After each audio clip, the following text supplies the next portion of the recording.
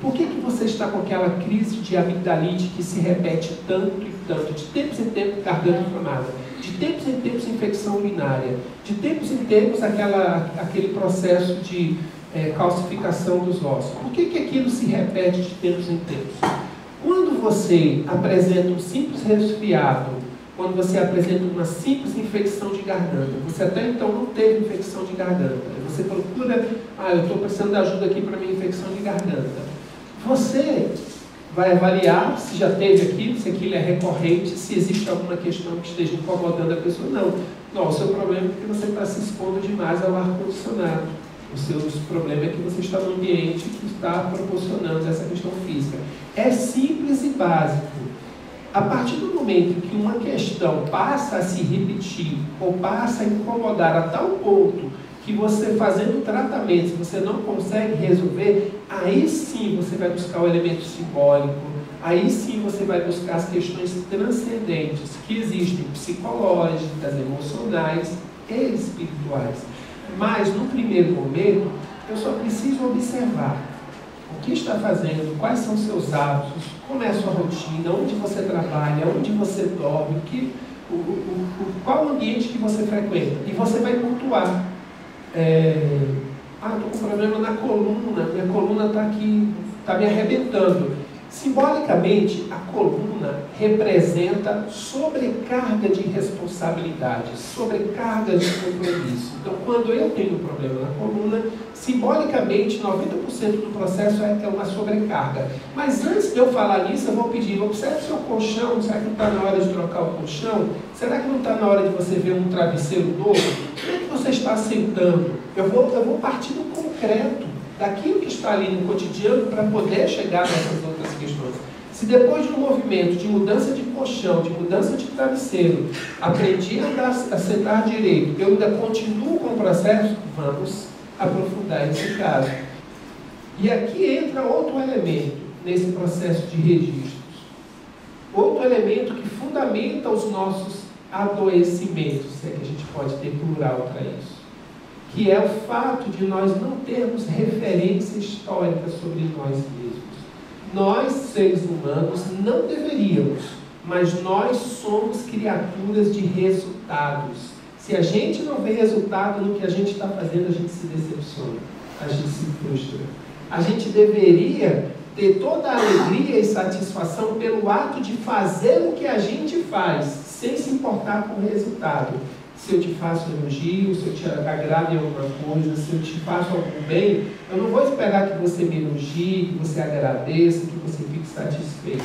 Não, eu devo fazer e pronto, virar as costas e seguir meu caminho. Mas não, eu fico esperando. Eu fico esperando o agradecimento, o elogio, o aplauso. E aí começa o processo de adoecimento. Então, quando a gente começa a fazer registros, e Hahnemann incentivava as pessoas, e depois Jung, quando veio estabelecer todo um processo da sua psicanálise, quando ele começou a fazer a interpretação do ser, ele percebeu que os sonhos, as memórias eram por demais importantes. E se as pessoas não escrevessem sobre aquilo, quase não dava para se falar. Era a linguagem do inconsciente. Então, o nosso inconsciente fala através de elementos concretos. Se eu não presto atenção e eu não registro, eu não vou ter esse movimento. E eu não sei o que está acontecendo comigo. E a gente vai perceber que um dos fundamentos do processo terapêutico, do processo homeopático, é saber o que a história do paciente, porque a história do paciente vai se inverter. O processo de cura implica em que tudo que você sofreu, que não foi resolvido, vai ser resgatado. Você está doente hoje, você hoje apresenta um processo, você tinha um caminho, num determinado ponto, por algum motivo, você desviou-se da sua rota. E hoje você se apresenta doente.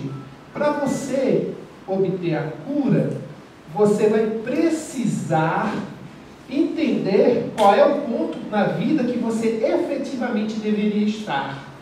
É aqui que eu deveria estar. Era isso que eu deveria estar fazendo. Era nesse relacionamento que eu deveria estar. Então eu tomo naquele momento de doença essa consciência, isso aqui representa 80% do processo de cura. Mas eu não me curo só porque eu tenho a consciência do que eu deveria ser ou fazer. Eu tenho que refazer o meu caminho até o ponto e dali tomar aquela estrada. Então, todo o processo de cura, e aí a lei de cura de Hering vai estabelecer que todos os sintomas aparecem na ordem inversa de seu surgimento.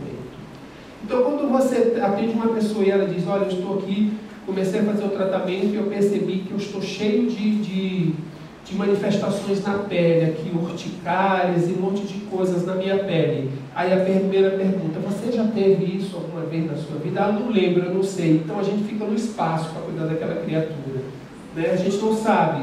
A gente vai entender o que é patogenesia. A gente vai entender o que é isso, para diferenciar de quando eu estou usando o medicamento homeopático indevidamente, porque eu posso errar. Eu não vou matar a criatura, mas eu vou causar muitos problemas.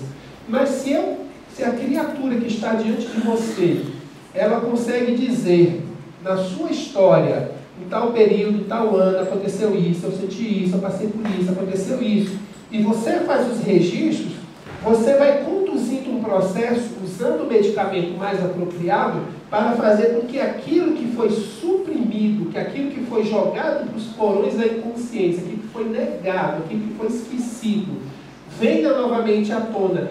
Nunca na mesma intensidade, nunca, não vem na mesma intensidade, mas vem a culpa. O sentimento de culpa fundamenta 90% de todo o processo patológico. Se você quer se curar, perdoe-se. Se você quer se curar, elimine o sentimento de culpa.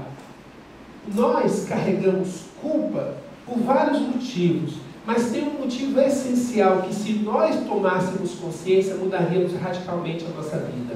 Hoje, eu tomei consciência de que ontem eu fiz algo indevido. Nossa, olha o que eu fui fazer. E aí a culpa vem. Só que o grande problema é que eu estou olhando para aquele momento histórico com o olhar de hoje. Hoje eu tenho essa consciência, hoje está desperto o que aquilo significou. Mas enquanto eu estava vivendo aquilo era o natural, aquilo era o que eu podia fazer, era o que eu acreditava, era o que eu conseguia. Então eu não tenho que me culpar. Eu tenho que perceber que daquele momento até o momento de hoje, houve uma caminhada. Se hoje eu percebo que aquilo foi uma falha, eu cresci, eu evoluí. E nós medimos a nossa evolução a partir da comparação com a gente ontem. O outro não é parâmetro para que eu perceba a minha evolução. Vai ter sempre alguém mais ou menos lá fora. Agora, eu sei, ontem eu fazia isso, hoje eu já não faço. Olha a evolução acontecendo. Então, se eu hoje percebo, caramba, eu fiz isso, e eu me lanço no remorso, na culpa, eu me perco. O que acontece? Eu vou criar uma dissintonia na minha essência. Eu vou estar aqui e, ao mesmo tempo, eu vou estar lá. Eu vou estar abrindo campos energéticos, campos de consciência, campos emocionais. Porque quando eu volto lá, naquele ato indevido, hoje indevido, mas naquele momento natural, fazendo parte da minha história, eu vou me deparar com toda a carga de sentimentos. E eu vou ver o que eu não vi quando eu pratiquei. Eu vou perceber a mágoa que eu causei, o prejuízo que eu determinei. Eu vou perceber o quanto de besteira aquilo implicou na vida das pessoas. Aí a culpa vai aumentar. A culpa vai aumentar. E quando a culpa abre espaço, pronto. Tanto que, na homeopatia, um dos princípios é tratar o indivíduo. É tratar o sujeito único.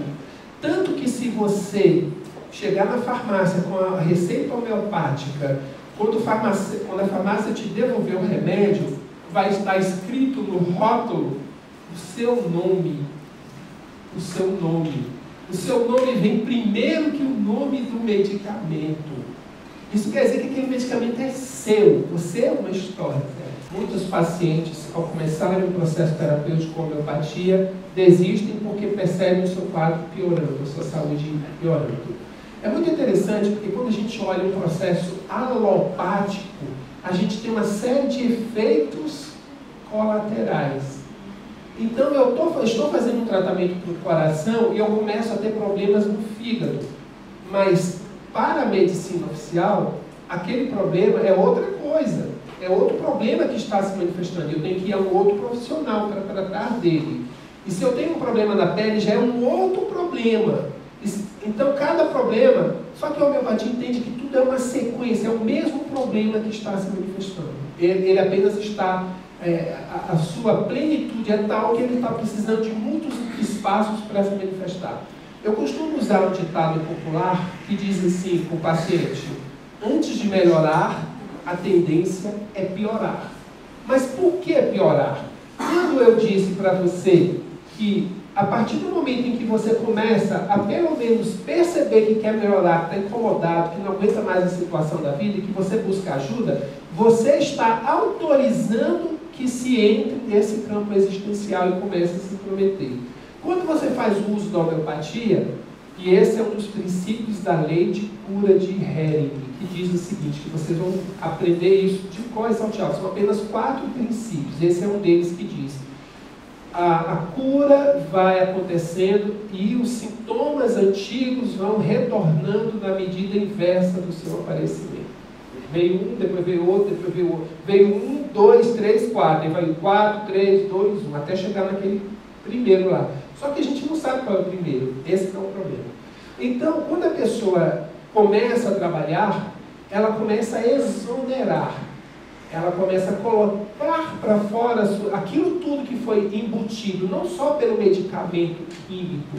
Não é só isso que suprime as coisas. A nossa mente é a maior supressora da nossa vida. Tudo aquilo que eu não aceito, que eu não concordo, que eu não assumo, eu estou suprimindo. E toda a carga que envolve aquilo vai junto. E aquele sentimento, aquela atitude, aquela postura que eu nego, que eu jogo para os porões do esquecimento, ela, por eu não pensar, não deixa de existir. Ela continua existindo e pulsando. E de onde ela está, ela vai incomodando. Só que se a minha racionalidade, não necessariamente inteligência, a minha racionalidade é forte o suficiente, eu bloqueio aquilo lá. Quando eu começo a usar a homeopatia, o padrão energético do medicamento quebra aqueles padrões energéticos que está retendo o processo. E quando o padrão energético quebra, aquilo vem. A homeopatia não traz um problema, a homeopatia quebra os padrões que retinham o problema e ele volta a se manifestar. E eu me incomodo. Então, quando eu tenho um problema, isso é básico. Eu como uma maçã estragada, alguém me olha atravessado na rua, alguém diz que eu sou chato, que eu sou gordo. Aí eu já retenho aquilo, já tenho uma informação, um sentimento, um pensamento. Aquilo começa a mexer com o meu metabolismo, aquilo começa a mexer com as minhas engrenagens, com os meus hormônios. Os meus hormônios vão produzir elementos químicos que jogam no organismo. E se eu ficar com muita raiva, eu tenho um órgão específico. Se eu ficar com muita culpa, eu tenho um específico. Se eu ficar com medo, eu tenho um órgão específico. Então, aí aquele órgão recebe aquela informação e aquilo não faz parte da nossa condição existencial. Tem que ser eliminado, aquela raiva que eu senti quando alguém disse que eu sou gordo. Sou gordo, mas pelo menos posso fazer um regime. E você que é feio. Mas enfim, isso não acontece. Eu recebo a informação, eu sou gordo. Eu sou gordo, caramba, eu sou gordo. Que raiva essa fulana vem me falar que eu sou gordo, que droga. Aí começa a ficar com raiva.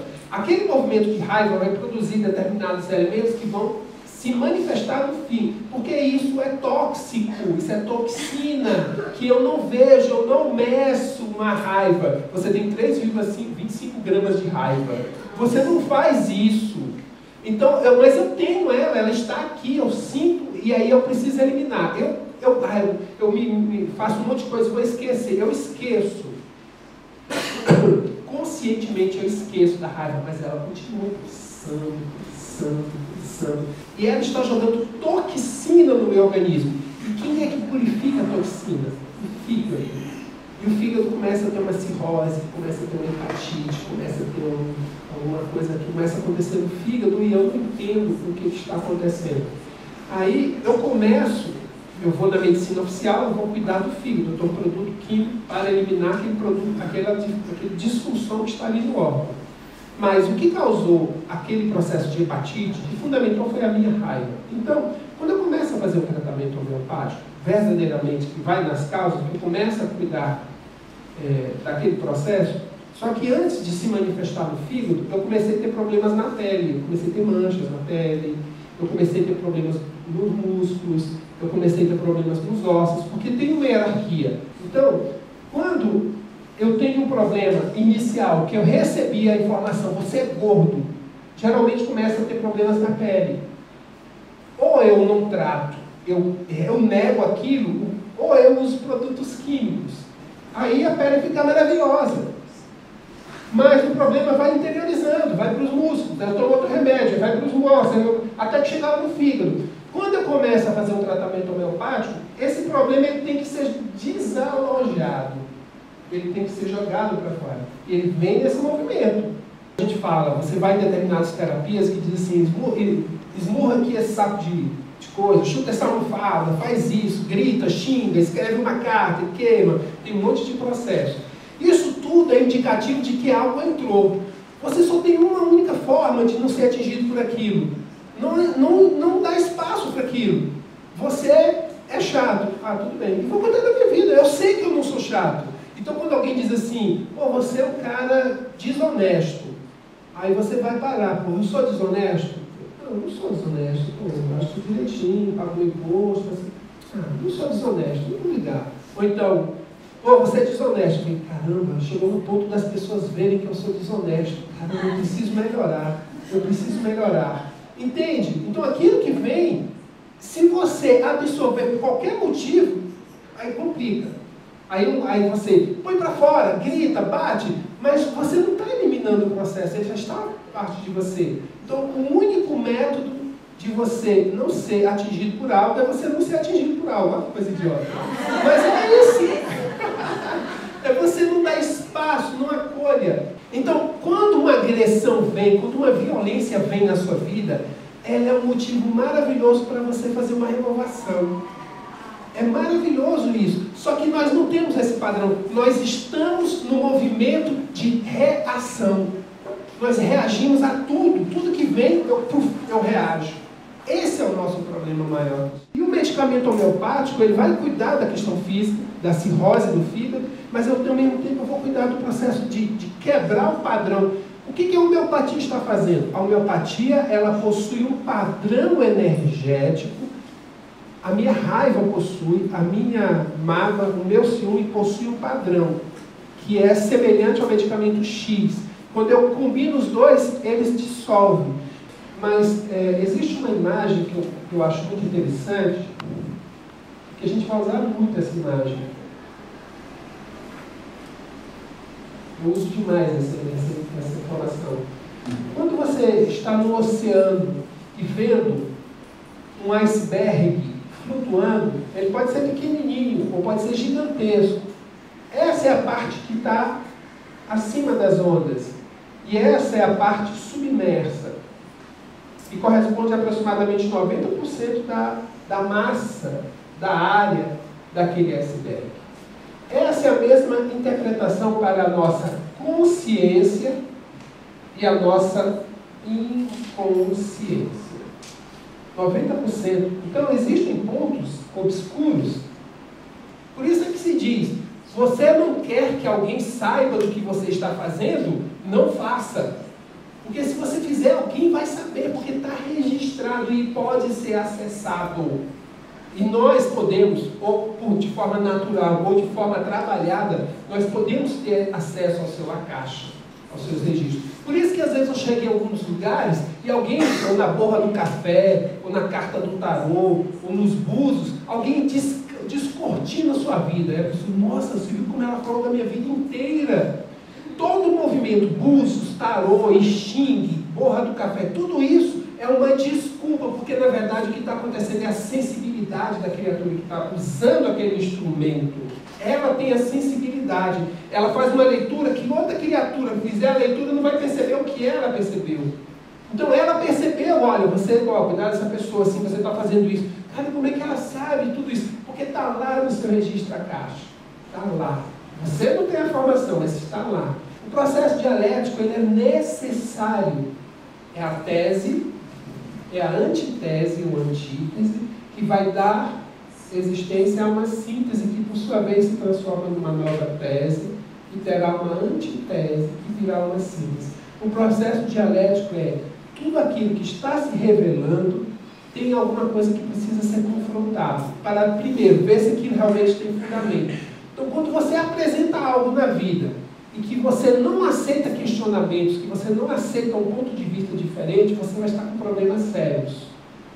Agora, se você tem algo e coloca para a vida e vem um embate e você recebe aquilo, opa, o que eu posso fazer com isso? Deixa eu entender o processo. Aí você está pronto para o salto, porque quando você tem uma tese e vem uma barreira que é a antitese e que você consegue superar, entender, melhorar, purificar, transformar aquela tese, aquela ideia numa nova ideia que será confrontada por uma nova antitese, que virá uma nova ideia, é essa a escada que vai te levar ao crescimento.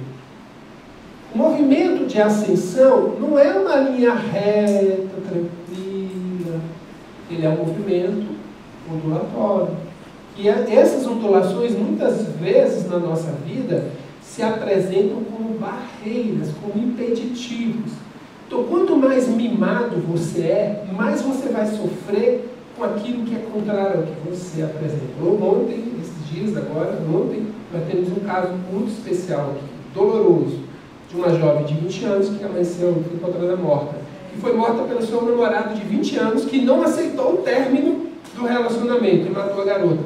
Então a gente está construindo, por exemplo, uma sociedade em que as pessoas não aceitam a antitese, não aceitam o posicionamento contrário ao que está fazendo, ao que está sentindo, ao que está projetando. E já quer destruir as coisas, já quer eliminar aquilo que lhe é contrário. Sendo que o que me faz crescer é justamente o meu contrário. Aquilo que é favorável, dizem os sábios chineses, vento fraco, mar calmo não faz bom marinheiro. Não faz bom marinheiro. Então, quanto mais, e Raul Seixas, que você está sempre, ele tem um trecho de uma canção, ele diz assim: eu quero é ter tentação no caminho, pois o homem é o exercício que faz. Então, quanto mais eu tenho essa oportunidade de lidar com os meus medos, com as minhas angústias, com os meus melindres, eu encarar isso, não para espancar o outro, ou para me culpar, mas então, vamos ver o que isso tem a me dizer, vamos sentar aqui na mesa, tomar um chopp aqui, vamos conversar o que isso tem a me dizer. Aí você começa a crescer. Enquanto isso não se dá, você está se limitando. Você está se limitando. Determinadas coisas, quando surgem, né, vão despertando uma sede, assim, né? Interessante, né? É legal essa busca. E esse movimento que desperta em você algo que te faz querer pensar sobre algo a mais, ele precisa ser trabalhado com o seu paciente. Se você tem um olhar de que diante de uma pessoa você vai simplesmente passar uma receita para ela, isso limita demais o seu agir terapêutico. Se por acaso muitos de vocês chegam e dizem: Milton, você está me levantando uns questionamentos, que está me fazendo isso, aquilo. Se esse sentimento, se esse agir não se der com o paciente, a gente está falhando na nossa proposta. Mais do que o remédio, é esse inquietar-se.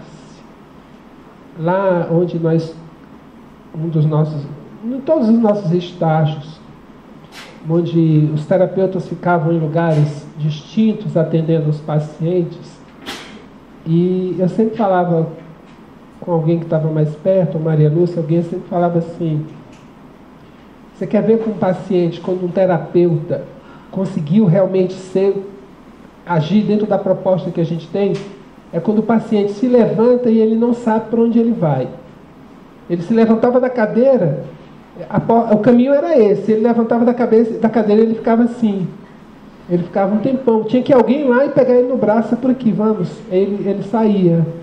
Então ele ficava assim, ele ficava totalmente perdido, não tem referencial. Esquerda, direita, frente, trás, em cima, embaixo, ontem, amanhã. Não tem mais certo, errado, bonito, feio, não tem. Quebra-se. Tira totalmente. A pessoa fica totalmente assim. Então, quando eu olhava assim, ó, aquele paciente foi devidamente tocado. O paciente ficava... Ele olhava, pegava a bolsa, olhava, aí ia para lá, voltava, coçava. Queria voltar para falar alguma coisa mais com o terapeuta, mas nem ele sabia o que ele queria falar com o terapeuta. E ele ia embora. E às vezes ele passava direto pela mesa, não marcava a data do retorno. Né? E daqui a pouco voltava, esquecia alguma coisa. Então esse é o paciente que foi devidamente tocado. Que você quebra toda a estrutura de segurança e de definições que ele carrega. Você não está aqui para afrontar ninguém ou para dizer que aquela pessoa está errada no que ela pensa, no que ela acredita. Mas você precisa trabalhar para que ela enxergue que existem outras realidades, que além da perna, o elefante tem tromba, tem rabo, tem orelha, tem um dente de marfim. E que tudo isso constitui o elefante, e que eu tenho que olhar. Então, se você está se incomodando, se você está inquieto, esse é um caminhar bom. E para fechar essa ideia aqui desses filósofos, Aristóteles, que vem falar sobre a questão do conhecimento enquanto algo intuitivo.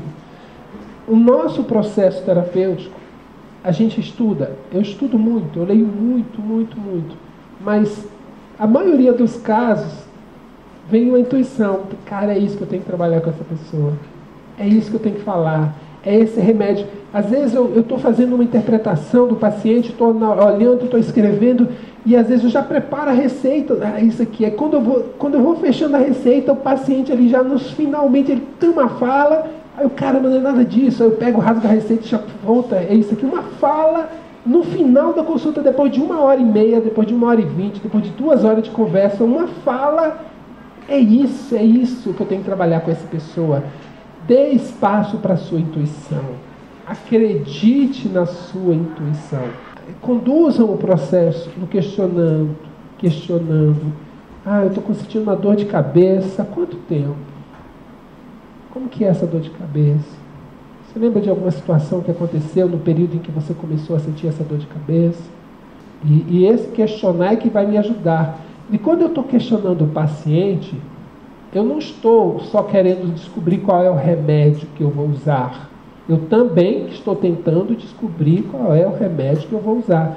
Mas quando eu questiono, eu estou tentando fazer a pessoa se ouvir, a pessoa pensar nela mesma, ela se perceber. Na Grécia, a gente vai descobrir uma coisa muito interessante. E é o que é o mais especial que eu quero que vocês tragam. Ali, o indivíduo, o ser, já surge na história. O ser, você.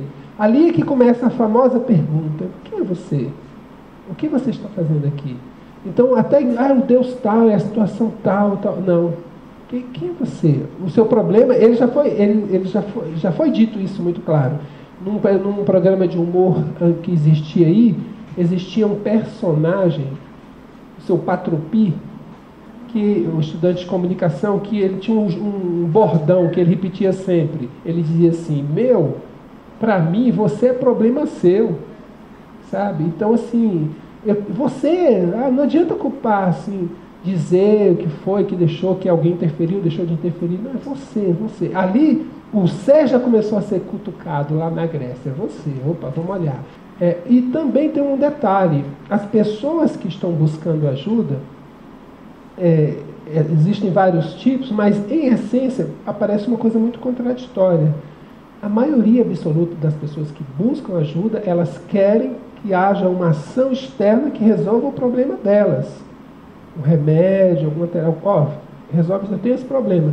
Esse entrar no universo para fazê-las refletir sobre o que levou aquilo e o que efetivamente você pode fazer para ajudá-la, isso é muito difícil, não é porque você não tem a competência, é porque não existe essa ideia, esse conceito naquele universo, ela nunca ouviu falar daquilo. Então tem pessoas que estranham, nossa, depois de uma consulta, nunca imaginei que a homeopatia fosse isso, que eu viesse aqui para falar isso, sobre essas questões todas. E é um exercício de paciência. Será que ela quer continuar com aquilo? Por isso é que eu digo que cada encontro é um encontro. Não sei se vai ter um próximo encontro. Então, cada encontro é um encontro. E ali tem que ser o melhor possível.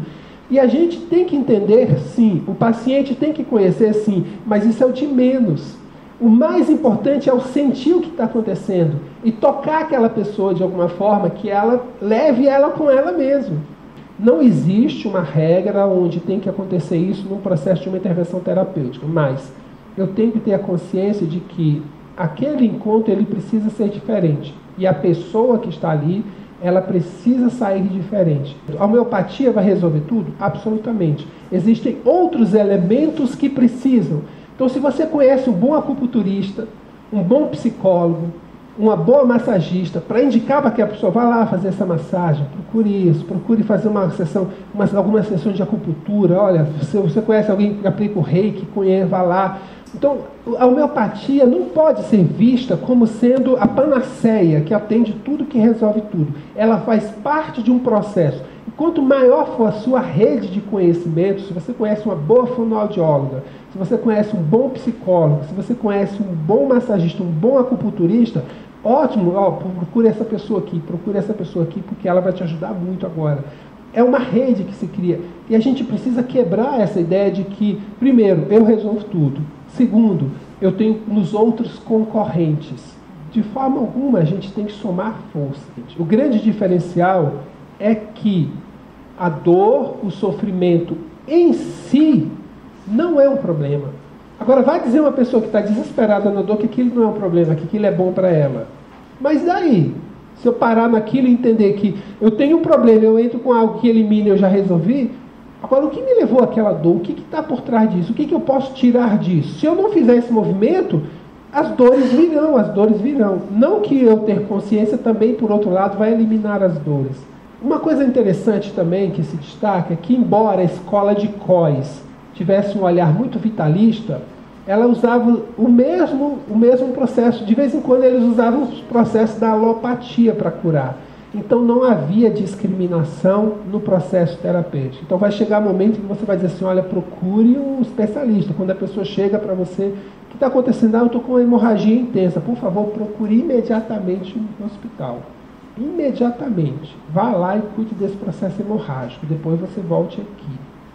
Então a gente tem que aliar. Eu não estou aqui combatendo a alopatia. Eu não sou contrário à alopatia. Eu respeito demais.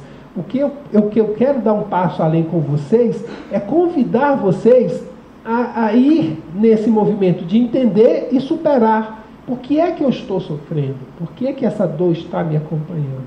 O que eu preciso fazer de diferente? E como os gregos já diziam, a crise é um despertar para uma renovação, para um crescimento. E se a gente for olhar a nossa história, a gente vai perceber que os momentos em que a gente mais cresceu foi quando a gente superou as nossas dificuldades, as nossas batalhas. Dizem que os momentos de prazer, de satisfação, eles constroem um estado de acomodação. A crise, muito pelo contrário, ela nos desperta. Tá certo? Lá atrás, se dizia que se eu oferecesse as minhas oferendas aos deuses, eu ficaria curado. E hoje a medicina diz, se você arrumar suas células, você fica curado. Os seus valores, os seus sentimentos, a sua postura, isso não interfere em nada. Arruma a célula e pronto. São questões extremas que a gente está vivendo. E o polo principal, o polo do equilíbrio, é esquecido, que é a nossa consciência, que é a nossa autopercepção. E uma das coisas que a gente vem colocando é para que nós possamos construir junto ao paciente a ideia de que ele não pode criar dependência nossa. E nós não podemos prender um paciente. E quando Paracelso diz o homem é o seu próprio médico, ele está querendo restabelecer uma ideia que eu acredito ser muito importante. Jogue para o seu paciente a responsabilidade dele se curar. Jogue, devolva para o seu paciente a atenção que ele tem que ter para com ele mesmo. E no primeiro momento aquilo para entrar e auxiliar é ótimo. Acho que não é errado você fazer uso de complexos, de vitaminas produzidas em laboratórios. Isso não é errado. O problema é quando você esquece que aquilo é uma obrigação natural do seu próprio organismo. Agora você tem que dar condições para o seu organismo produzir, senão como é que vai ser? Isso é uma questão que todos temos que refletir. Então nós temos um corpo físico, que perde contato com a natureza, e nós temos uma alma que perde o contato com o sagrado. A maioria das pessoas estão se vinculando a denominações religiosas e estão perdendo a sua relação com o sagrado. Então eles estão defendendo bandeiras ideológicas, dogmas, regras, estão perdendo a essência do espiritual, do religare. A religião é essencialmente essa religação. E se eu não me religo, eu vou ficar solto. Nós estamos soltos, dispersos, como se isso fosse possível. E eu também me despreendo, me desprego do outro. Quantos de nós tem o hábito de estar na rua e está olhando para as pessoas e sorrindo, dando um bom dia, olhando nos olhos? Se você olha nos olhos de alguém hoje, a pessoa já acha que você está mal intencionado, né? Se você olha para alguém do mesmo sexo, você é taxado disso ou daquilo. Se você olha para o outro sexo, você é tarado, você é maníaco sexual. Então, o que você vai olhar para o chão? Você acaba tendo que olhar para o chão, porque ou você olha para o chão, o que foi? Perdeu o quê? O que está olhando aí? O que está encarando? Né? Bom dia por quê? O que tem de bom? Né? Então você acaba se tolhindo-se. Então a relação com a natureza, que estrutura o organismo, a relação com o sagrado, que estrutura a minha alma, a relação com o próximo, que fortalece os vínculos, tudo está perdido. Nós estamos nos tornando criaturas soltas, sem vínculos, sem estruturas. E isso vai cada vez mais nos tornando doente. A doença era algo catastrófico. Antigamente, a doença era tratada como uma falha da criatura na sua relação com Deus. Agora, adoecer era um indicativo de alguma coisa muito limitante, de uma diminuição do valor daquela pessoa que estava doente. Então, a doença ainda não era enxergada como um elemento de transformação. E a maioria de nós ainda não entende a doença como uma oportunidade de crescimento, de superação. A maioria de nós entende a doença como uma coisa errada, como um sofrimento e algo que tem que ser eliminado o mais rápido possível. Qualquer coisa que tire minha saúde, não preste, tem que ser jogado fora. Eu não paro, já estou começando a fazer essa mudança, eu não paro para entender o recado da doença. O que eu posso modificar com isso? E é importante também que vocês procurem construir a ideia de que patologia, doença, não acontece apenas no corpo, ou na mente, ou nas emoções. Pessoas regularmente vivem batendo o carro. Pessoas regularmente vivem tendo problemas financeiros. Pessoas regularmente vivem tendo relacionamentos frustrantes. Isso também é processo patológico. Ele foi esmiuçando, mas ele não encontrou Deus. A ciência não encontrou Deus. A ciência encontrou-se como Deus. Olha o que eu posso, olha o que eu faço, olha o que eu entendo, olha o que eu domino. Eu é que faço isso acontecer. Eu digo qual é a cor dos seus olhos, eu digo qual é a cor do cabelo do seu filho, eu digo qual vai ser a estatura do seu filho. Olha que loucura que a gente está chegando. A tecnologia vai dando essas ferramentas. Quando você está conversando numa anamnese terapêutica com o paciente e você está jogando para ele um universo de perguntas, não é para satisfazer sua curiosidade mórbida. Não é para isso. Para você ficar especulando.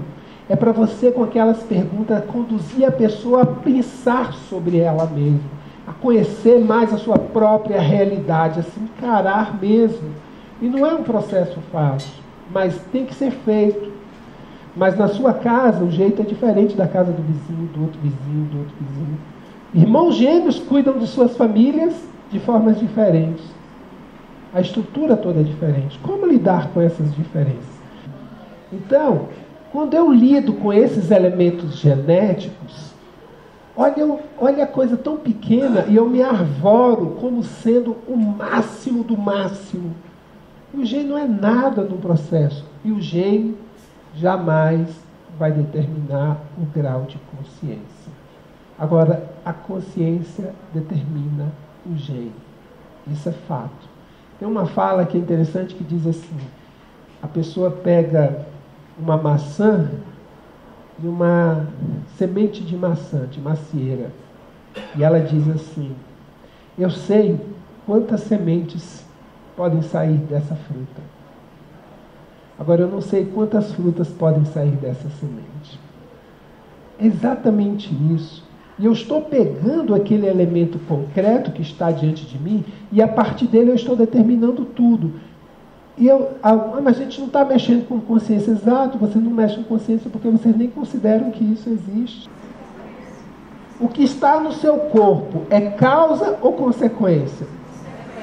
Sempre, sempre. O corpo sempre responde. O corpo não causa nada. O corpo sempre responde. Isso é fato. Então, qualquer coisa que tenha no seu corpo, não foi ela que se causou. Não é ela que causou. Seja de um simples furúnculo a um câncer, a um diabetes, a uma hepatite, a uma cirrose hepática, ou qualquer outra coisa que apareça no corpo. Nada do que está no corpo em si é a causa. Então, como que a homeopatia faz? Eu primeiro preciso saber o que alimentou esse processo físico, o que fez com que o cérebro chegasse nesse ponto. Porque para chegar nisso, não é do dia, eu não durmo e acordo assim. Do nada, nada vem. Do nada, nada vai. Então, de onde vem essa história? Qual é a história que envolve essa pessoa, o João das Couves? O João das Couves tem uma diferença muito grande do Pedro das Alfaces. São histórias completamente diferentes, contextos completamente diferentes. É o gene diferenciado que causa depressão? Eu vou afirmar com todas as letras, não. Por quê? Porque tem pessoas que têm o gene diferenciado e não são depressivas. Se todas as pessoas que têm o gene alterado fossem depressivas, eu poderia afirmar, o problema é genético. Mas isso não é uma verdade. Então, o que eu vou dizer? Que elementos contribuíram para isso? De onde que vem isso? E eu vou ter que buscar a história dessa pessoa, eu vou ter que resgatar essa história. E à medida que eu vou fazendo essa busca, eu vou descobrindo as emoções que estão afloradas ou estão reprimidas. E em cima de cada uma dessas emoções, cada uma tem um padrão vibratório. Eu não vou enxergar o padrão vibratório da tristeza, da raiva, da mágoa. Eu não vou dizer que um é assim, fazer um desenho e dizer que o outro é assim, que o outro é assim. Eu não vou fazer isso, mas eu vou afirmar, cada um tem um padrão diferenciado. E esse padrão eu não conheço, eu vou conhecer apenas as suas manifestações. Por exemplo, dizem que a gente não consegue enxergar Deus diretamente, mas eu posso enxergar Deus através da sua obra. Concorda com isso? Quando eu vejo a obra, eu identifico o Criador. Quando você ouve, né, tem esse exemplo clássico. Se eu chegar num quadro, eu vou reconhecer o artista ou pela assinatura que está lá no quadro embaixo, Pablo Picasso, ou sem ver a assinatura, só pela forma, assim, isso ali com certeza é um Picasso. Com certeza, não tenho dúvida disso. Por quê? Porque você é um estudioso e conhece aquilo ali. Então, à medida que você começa a conhecer a depressão, que você começa a conhecer o pânico, a fobia, você percebe que eles criam determinados padrões. A dor é um alerta, a dor não é castigo, não é punição, é um alerta. Olha, peraí, você rompeu todas as barreiras, você foi além dos seus limites. Aí você para com a dor e se compromete a mudar. E aí você começa a mudar padrões. Então, a homeopatia, ela não vai reverter situações que o nível físico já foi detonado. Ela não muda isso. Mas ela traz essa harmonia. Mas lembrem-se, trazer a harmonia e eu sempre digo, a gente traz a harmonia e o equilíbrio, mas a cura quem traz é o paciente com a sua renovação. Eliminar um problema não é trazer a saúde. Eliminar a minha fobia, eliminar o meu pânico, eliminar a minha insônia, isso não me curou. Foi eliminado um problema que se manifestava. Agora, o que está por trás dessa insônia, desse medo, dessa fobia, dessas paranoias todas que eu vivo? O que está por trás disso? Aí agora, o que você vai fazer com essa realidade que se reapresenta para você? O que você fez quando você estava com a oportunidade de fazer mudanças? Você fez as mudanças? Mas o fato é que todos nós, regularmente, um nível a nossa cruz é retirada, que seja por 5 minutos, que seja por 10 minutos, que seja por 1 ano. É retirada. E você, nossa, tem dias que você está assim, meu Deus, né? Tudo é festa, tudo é alegria, está tudo resolvido. Já perceberam isso? Por que isso não dura muito tempo? É muito interessante a gente refletir que quando tudo está bem, a gente se aquieta, a gente relaxa. Então esses momentos, eles são dados, a vida nos permite ter isso, esses chamados fôlegos. Esse é o momento de prazer, esse é o momento de suspensão das nossas penas, porque se a gente fosse se manter nas nossas penas, a gente não aguentaria. E esse é um dos elementos que faz a misericórdia divina para conosco. Ele, não é que a gente mereça e seja criatura maravilhosa para ter aqueles momentos de prazer, mas toma um prazer aí para você dar uma relaxada, senão você desiste do seu compromisso, senão você desiste das suas responsabilidades. Então, quando eu estou num momento de alívio, em que a pressão da vida, do sofrimento, da doença, seja lá o que for, quando essa pressão desaparece, eu tenho a oportunidade de parar e fazer uma mudança de roteiro. Puxa, minha vida até hoje eu conduzi dessa forma, olha o resultado. Aí a gente vai entrar numa outra ideia que a homeopatia vai trabalhar e vai explorar. Como é que o medicamento ele vai conseguir ter uma ação junto ao paciente mais ou menos rápida? Vai depender de 2 elementos. A ressonância, o espaço que ele vai encontrar, e a sensibilidade daquela criatura. Tem pessoas que a gente usa, eu já usei com uma pessoa, eu cheguei a usar um medicamento, por exemplo, em 2000 CH. E a pessoa nem bocejou, nem fez assim, nem se incomodou. Teve uma criatura que eu dei para ela 6 CH, a mulher quase surtou, com 6 CH. Não é esse número que faz a diferença. Não é esse número. É o medicamento e a sensibilidade da pessoa. Então, eu preciso identificar a sensibilidade. Como é que eu descubro a sensibilidade de uma pessoa? Como é que eu percebo isso? Vai depender da tua sensibilidade. Porque você vai ler a sensibilidade do outro a partir da sua sensibilidade. Como é que eu meço a sensibilidade? Pergunta para ficar com uma atividade extra, Cris. Você vai ter que descobrir. Como é que você vai descobrir sua sensibilidade? Você vai ter que descobrir o seu grau. Quem aqui de fora vai poder dizer qual é o seu grau de sensibilidade? Até que ponto você percebe a vida ao seu redor? Até que ponto você se incomoda ou não com o que está acontecendo? Até que ponto você para alguma coisa que você está fazendo para perceber o que está acontecendo ao seu redor? Um amigo querido dizia assim, tem espíritos que são como gazelas. O sol nasce, ele desperta. Tem espíritos que são como ursos. Você joga uma dinamite, ele... Está caindo o mundo, ele não está nem aí, nem percebe nada, não se condói de nada, não se movimenta com nada. Tem gente que ouve falar que a tia do vizinho, do porteiro, está passando essa cidade. Oh, gente, vamos juntar aí, vamos pegar umas fraldas, liga para o fulano, pega lá, me traz isso. Isso é sensibilidade. Isso é sensibilidade. Eu não preciso, eu estou andando aqui, a pessoa dá um comentário, daqui a pouco eu chego com uma água. Toma, ué, mas como é que você sabia que eu estava com sede? Não, é porque lá atrás você comentou que estava com muita sede e eu ouvi. Sensibilidade é estar percebendo o que está acontecendo. Não é você estar enfurnado no seu mundinho, nas suas angústias, nas suas paranoias. Sensibilidade é isso. É você, poxa, você perceber, já chegar num lugar assim, e você já, de imediato, a pessoa de longe, você senta aqui um pouquinho, já percebe, você está atento, está cansado. Aí você, pô, fulano, você já chegando assim, você vai entrar no restaurante, de longe, você olha para o outro lado assim, aí você para, chega antes assim, ó, prepara para mim uma marmita, por favor. Aí o cara prepara a marmita, você vai atravessar a pista, chega lá do outro lado, está aqui a marmita para você, amigo. Cara, oh, que bom, obrigado, você volta. Ele está lá longe, nem te pediu, mas você passou de longe e olhou e falou, cara, está com fome. Está com fome, então deixa eu providenciar alguma coisa para ajudar ele.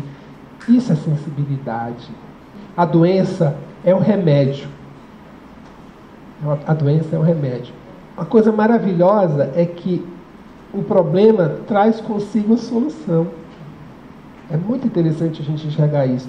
na própria fala do paciente está o problema do paciente e a cura do paciente. É muito interessante você perceber isso. Ele já traz isso. Só que ele não está se ouvindo. Ele não está se ouvindo. E o nosso trabalho é ser aquela concha que recebe e faz com que o som volte para ele. E você esteja o tempo inteiro reforçando aquele questionamento. E aí, você está ouvindo o que você está falando, você está ouvindo o que você está falando. E isso é que vai fazendo essa mudança estar acontecendo. A doença é o remédio. Hoje eu não tenho mais dúvidas. E às vezes é um remédio amargo. Eu lembro do moleque, eu não como nada de carne e peixes, então nem se fala. Mas eu tenho uma lembrança de moleque, de 7, 8 anos, a minha mãe vindo, chamando a minha irmãzinha, que na época com 3 anos, e botando a gente ali em frente. E ela assim, vamos lá, vocês estão com verme e vocês estão com problema, vocês vão tomar isso aqui. Aí, o que é isso, mãe? O que é isso? Esse aqui é óleo de figo de rícino de bacalhau. Jesus do céu, Jesus. Se o inferno tem gosto, é aquele o gosto do inferno. Gente do céu, abre. Mas olha só, meu cabelo não. Ela dizia assim, mas mãe, tem que tomar isso aqui. Ou você prefere uma sua? Eu prefiro a sua. Não, vai tomar a sua e vai tomar também. E aí você vai tomar isso. Eu não vou. Tampa o nariz, tampava o nariz. Aí entrava aqui, ele enfiava. Engole. Aí eu engoli ela. Nossa, mãe, mas é muito ruim. Isso é muito amargo. Assim. É, porque se fosse doce era doce. Remédio é pra ser ruim. Aí é que vai aquela, eu tenho uma tirada que eu sempre falo para todo mundo, remédio bom é remédio ruim. Porque se fosse doce não era remédio, era doce. Mas então, esse movimento da cura, ele envolve isso, né? Você vai ter que engolir alguma coisa assim, você sentir o sabor. Você vai ter que degustar isso, para que você possa se resolver. Ok?